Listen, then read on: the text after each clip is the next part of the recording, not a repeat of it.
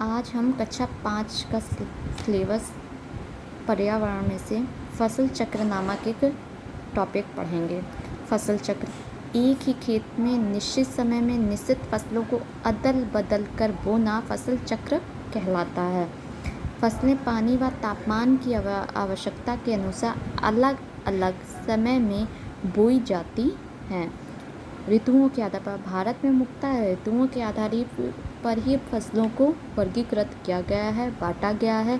आधार पर फसलों को 3 वर्गों में बांटा गया है: खरीफ की फसल, रबी की फसल और जायद की फसलें। पहली है खरीफ की फसलें। खरीफ की फसलें क्या हैं? ये फसलें वर्षा ऋतु यानी जुलाई अगस्त के प्रारंभ में बोई जाती हैं तथा जाड़े के प्रारंभ में अक्टूबर नवंबर में काट ली जाती हैं। इनको अधिक पानी की आवश्यकता होती है, जैसे धान, ज्वार, बाजरा।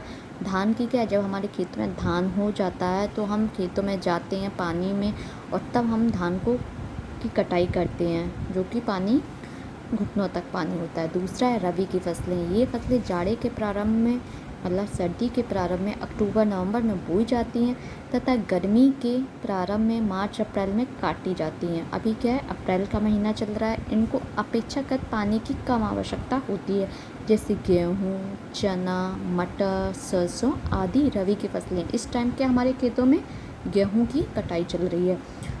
तीसरी है जायद की फसलें। ये फसलें गर्मी के प्रारंभ में मतलब मार्च अप्रैल में बोई जाती हैं तथा वर्षा के प्रारंभ जून जुलाई में काट ली जाती हैं, जैसे भिंडी, करेला, ककड़ी, तरबूज, खरबूज आदि। इन्हें सिंचाई के लिए पानी तो चाहिए, साथ साथ तेज़ धूप व गर्म हवा भी चाहिए। ठीक है, गर्म हवा मतलब लू से है। इसी प्रकार से अब हम इसको इस पिक्टोरियल ग्राफ से समझते हैं। इसमें क्या है, खरीफ की फसल, रबी की फसल और जायद की फसल। ठीक है, रबी की फसल में क्या क्या है, चना की फसल हो गई आपकी, गेहूं की फसल दिखाई दे रही है।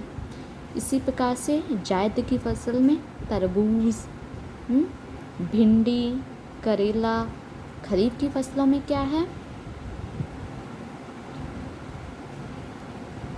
धान, गेहूँ। ठीक है, इस तरह से इस पिक्टोरियल ग्राफ को अगर हम याद रखेंगे तो हमें फसल और उनके बारे में जल्दी समझ में आ जाएगा। Thank you.